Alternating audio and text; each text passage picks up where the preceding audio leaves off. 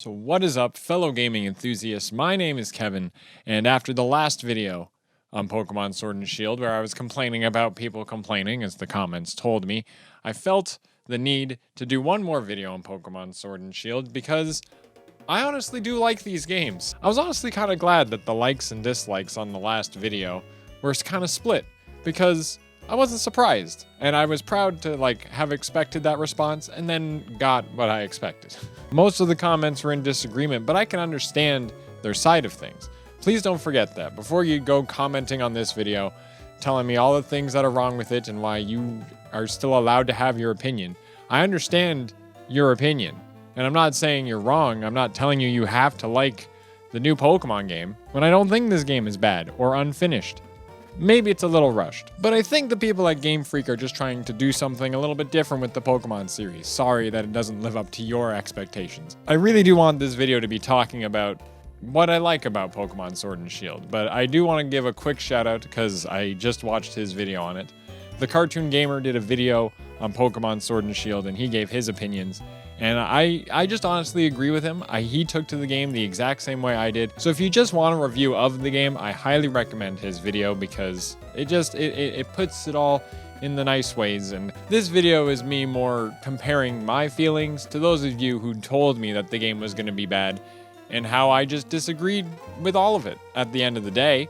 Don't get me wrong, there were some pretty obvious issues with the graphics and my Hitmonlee doing a kick when he uses Bullet Punch. Oh no, it's what Pokemon's always been. What I really want to get across is that I find Pokemon Sword and Shield to play like a classic Pokemon game. I don't regret my purchase, and in fact, I rank this pretty favorably compared to other Pokemon generations, even when I'm trying to put nostalgia into it. And I really want to talk about that. It's so dismissive to say that this game is just another Pokemon game. But the more you play it and the more you start to take in the sights, I found that the graphics that everyone complained about, I do think that we should also look at the rest of the game and be like, the rest of this game is pretty good looking. I bring the camera low when I'm in the wild area and wow, look at the beautiful landscape before me. So many towns look amazing, even if there are only 2 houses in them or just a few things to do in every town. That's what happened in every Pokemon game. That's the way it was. Pallet Town only had 4 houses. No matter how much this looks like just another Pokemon game, I feel like stylistically, they hit it on the head. To me, it makes a lot more sense that there's only a few things to do in every town, because that's all Pokemon ever was. Could they go beyond that? Yeah, but then I also feel like they're going to be trying to fill in all that empty space. You get into a cave, which looks great, but then it's only a few turns and you're out of there. You get into the gym challenge and you still got to do this puzzle that's just avoid the holes in the ground or, guide the Wooloos into the... That was a cool one. Because at the end of the day, that's what Pokemon has always done. It was really easy puzzles. No one's ever arguing that the puzzles were difficult.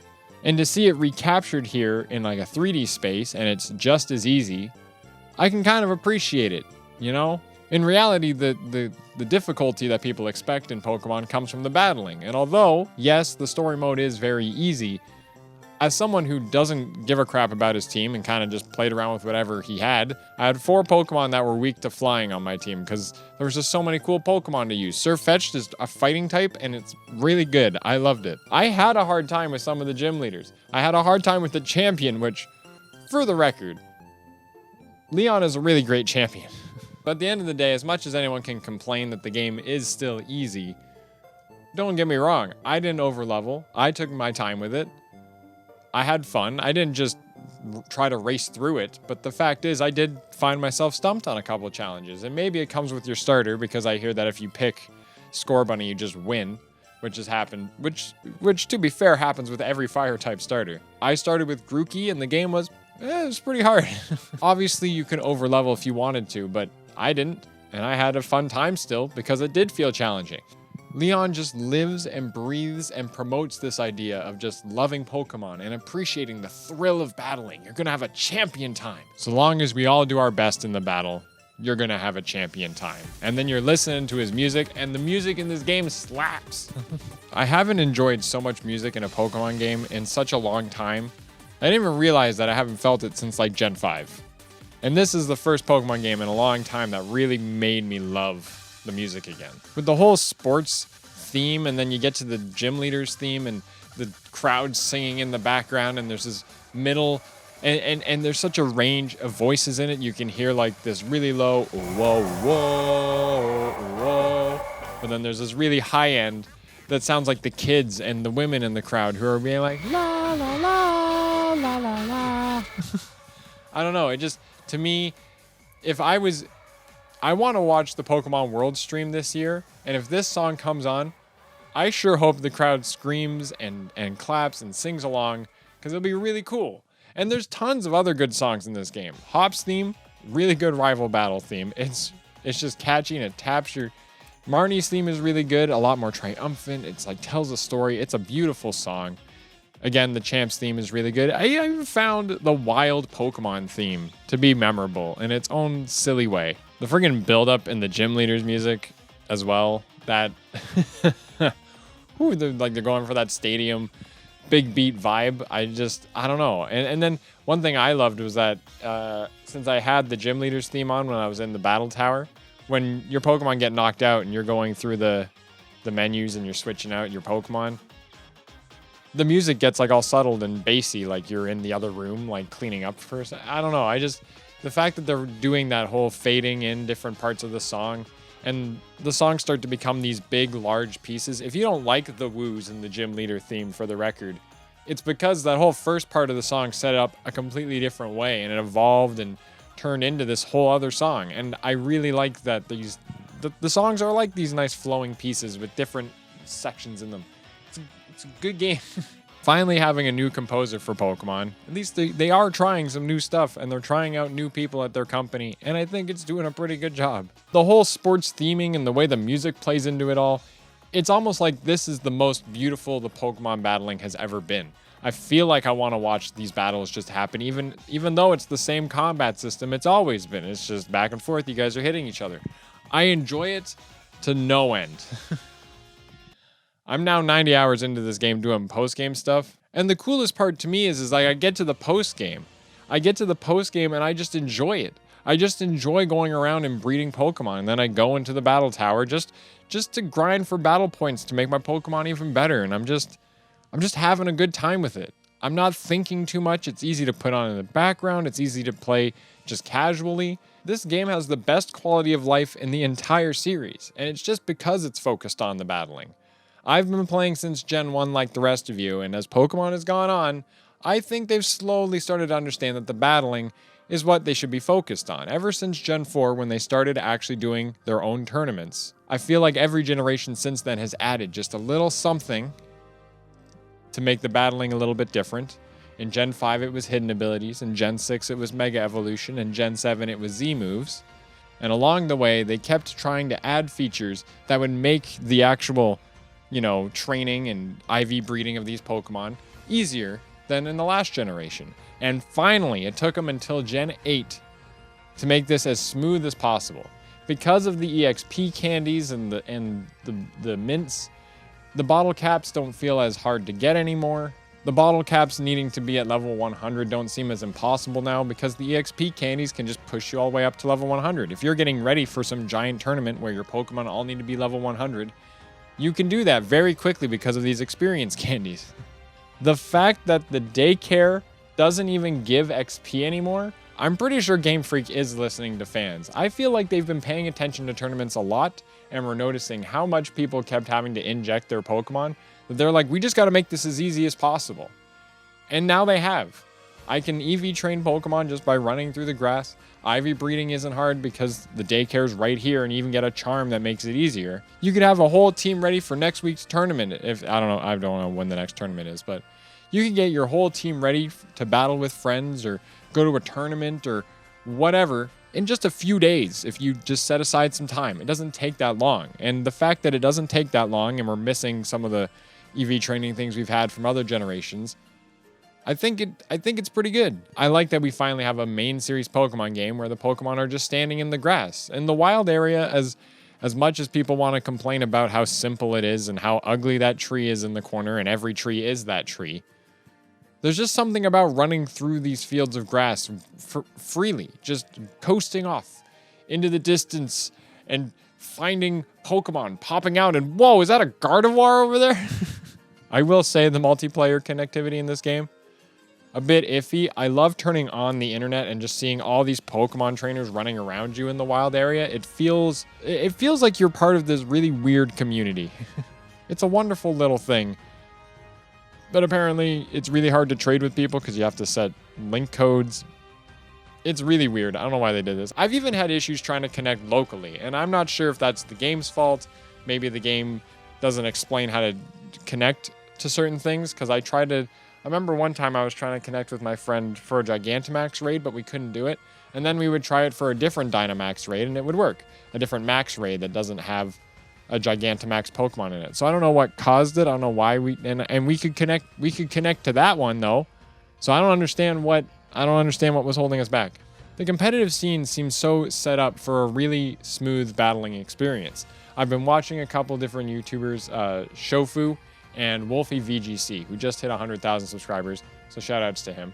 And the tournaments and the Pokemon that are being used, it seems still pretty open right now.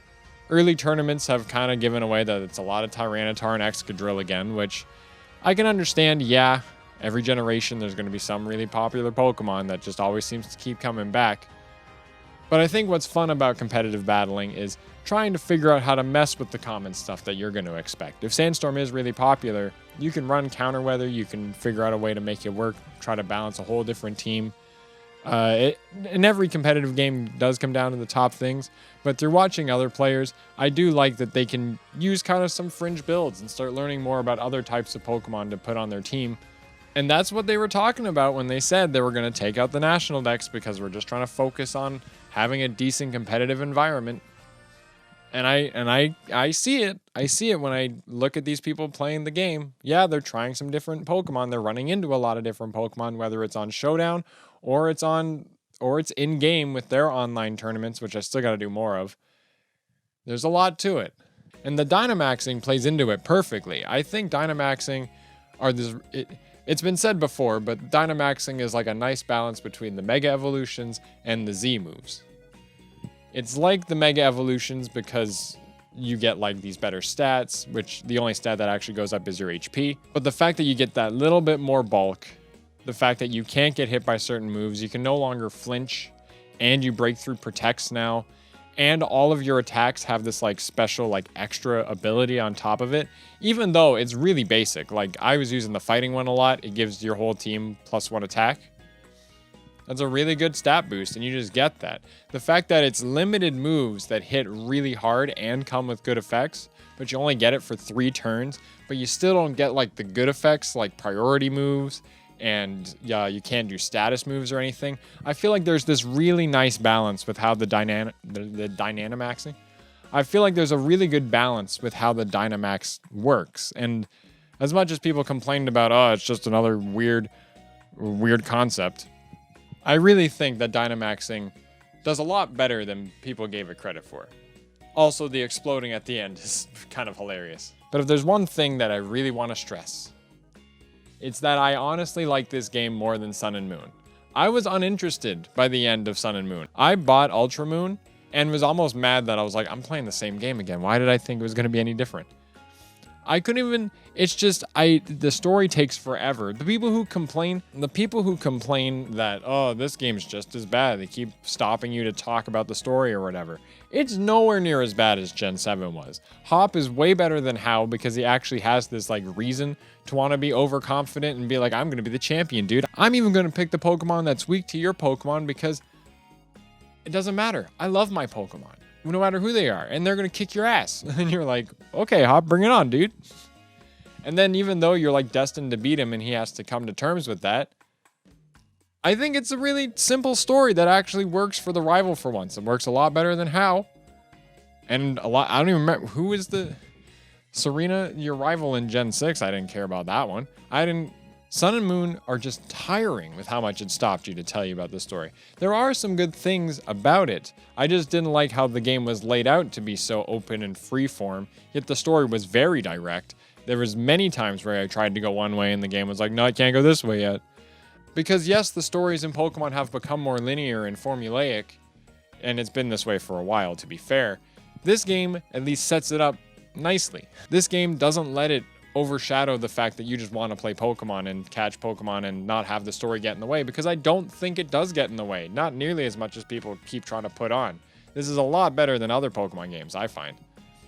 And even if you do start mashing through the text, which admittedly I started to do by the end of the game as well, as someone like me, and I'm sure many others agree, people who just want to get to the end of the game just so we can start IV breeding and EV training, a short story is what I prefer. I don't care if it's only 15 hours. I just want to get it over and done with. Sun and Moon took up way too much time and I got bored with it. On top of that, the competitive scene for Sun and Moon got really confusing with all the terrains and the tapus everywhere. I didn't like it. Again, I'm kind of glad that we're down to only 400 Pokemon now, so the competitive scene can be a little more focused than it used to. Because at the end of the day, I think Pokemon is about being a cultural phenomenon, not a AAA game that people, for some reason, expected to be some magnum opus. As a longtime fan, I want the game to feel simple and memorable, like a Disney film. And yes, we could say that Pokemon is getting dated and it's an old design and it's an old framework and it needs to get updated. But my 3-year-old cousin, I just heard up the grapevine, is actually really into Pokemon. And a part of me got so excited when I heard that. The fact that I'm going to go there and he likes Bulbasaur and Squirtle and Charmander and Pikachu and he likes all the original Gen 1 Pokemon. That excites me. It's the same kind of excitement I got when Pokemon Go came out and you were seeing moms kind of carrying around their kid and their kids being like, Mom, look, I caught this one. I like seeing kids. There was another moment I had that. And when Pokemon Black and White came out, me and my buddy went to the Walmart to pick it up because Walmart doesn't do pre-orders. So you just have to go there and pick it up. Hopefully they're still in stock.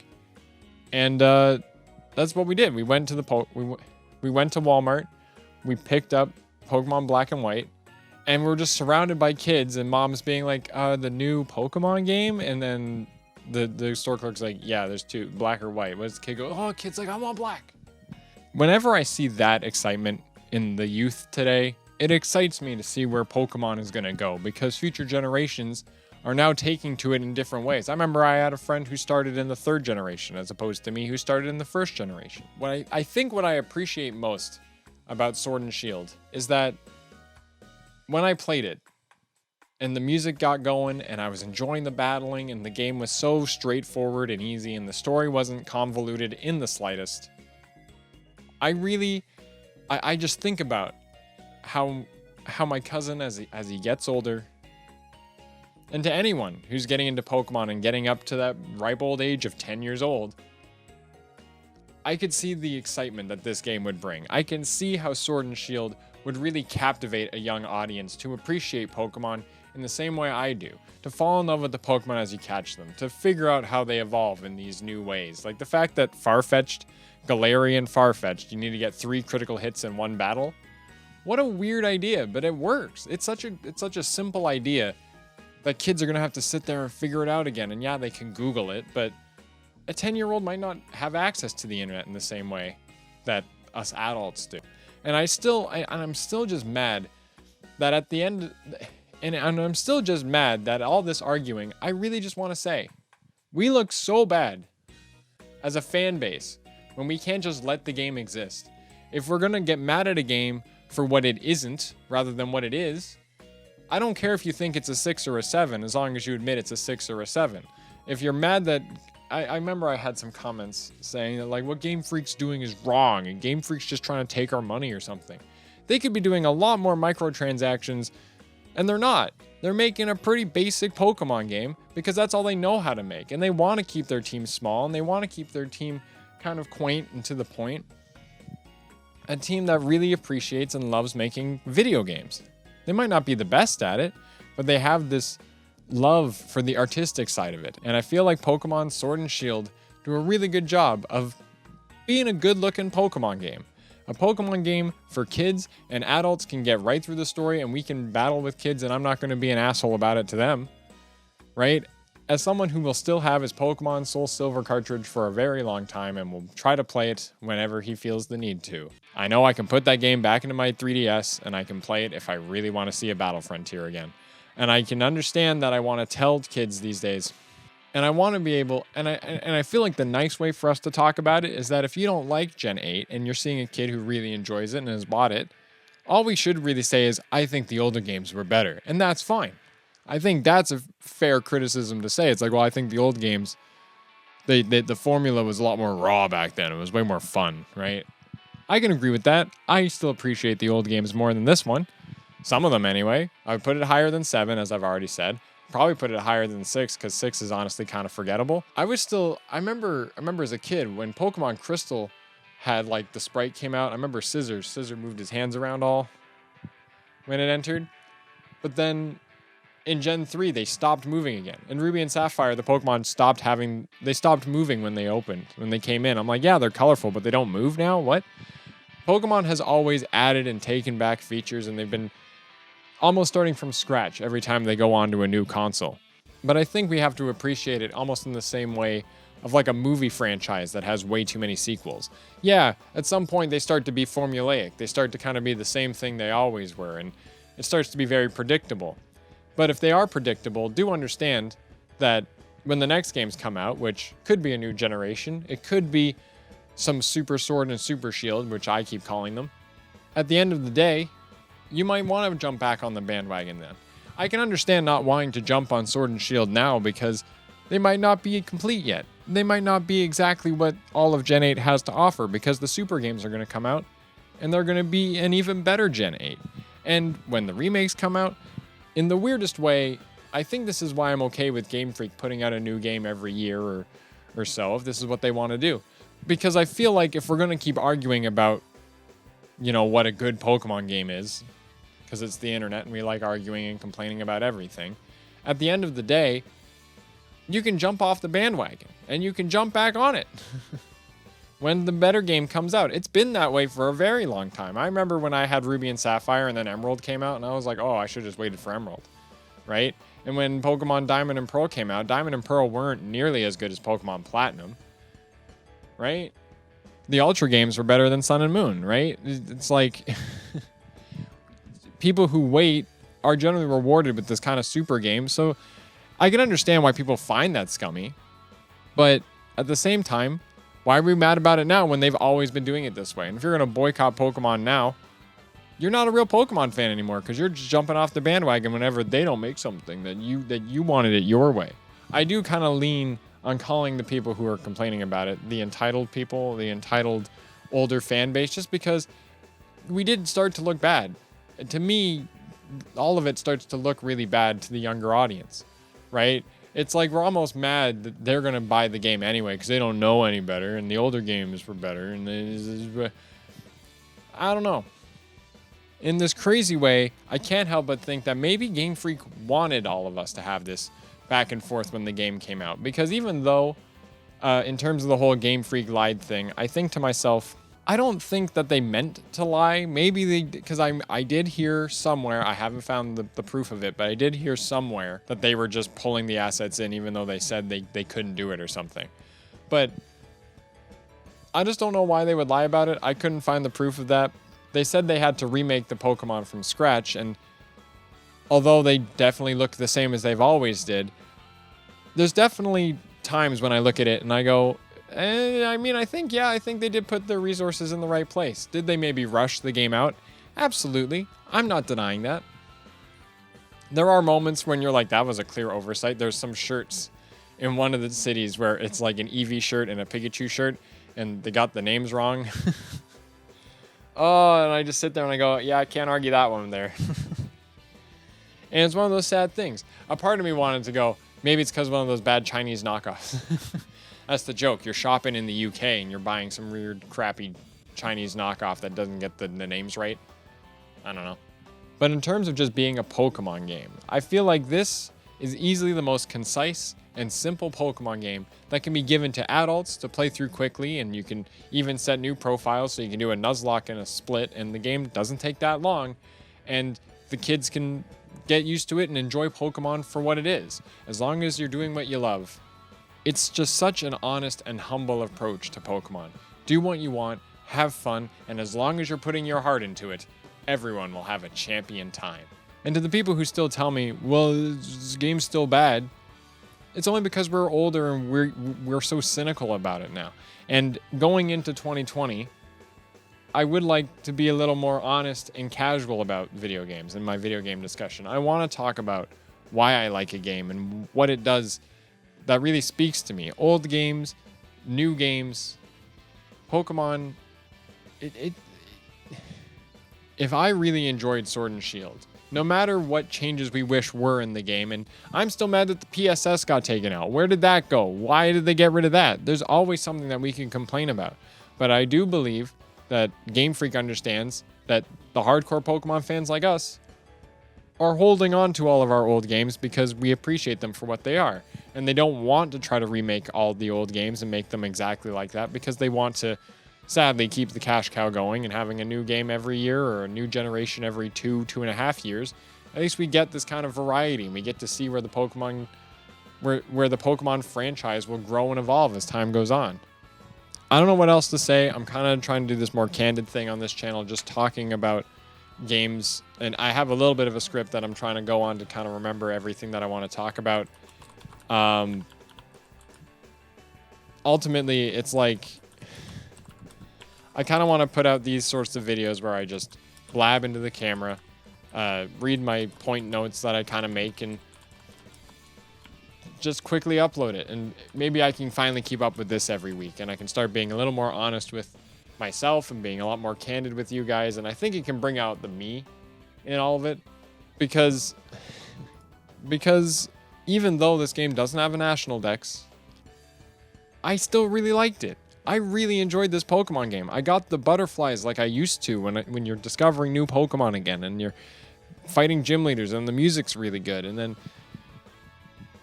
Sword and Shield is a good Pokemon game, and I highly recommend it. You don't have to buy it for full price. I understand it might not be worth $60. If this was an indie game, heck yeah, we would jump all on it.